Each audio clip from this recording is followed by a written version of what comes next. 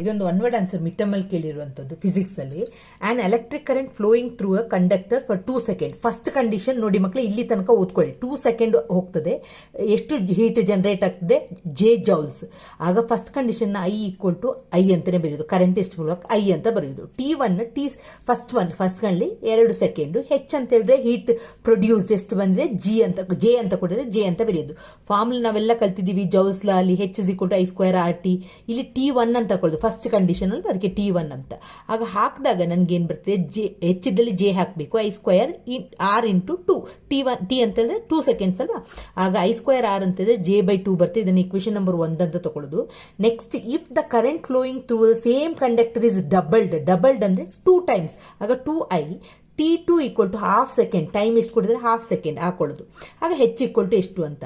ಈಗ ನಾವೇನು ಮಾಡಬೇಕು, H is equal to I square R T 2 ಅಂತ ಹಾಕೊಂಡಿದ್ದೀನಿ, ಯಾಕಂದ್ರೆ second condition.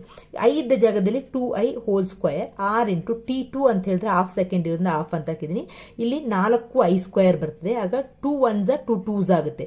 2i square R ಉಳ್ಕೊಳುತ್ತೆ. ನಮಗೆ ಗೊತ್ತಿದೆ ಐ ಸ್ಕ್ವೇರ್ ಆರ್ ಅಂತ ಹೇಳಿದ್ರೆ ಇಲ್ಲಿ ಜೆ ಬೈ 2. ಆಗ ಜೆ ಬೈ 2 2 ಕ್ಯಾನ್ಸಲ್ ಆಗಿ ಆನ್ಸರ್ ಎಷ್ಟು ಬರುತ್ತೆ. ಹಾಗೆ ನಿಮಗೆ ಆನ್ಸರ್ ಜೆ ಆಗೋದು ಮಕ್ಕಳೇ.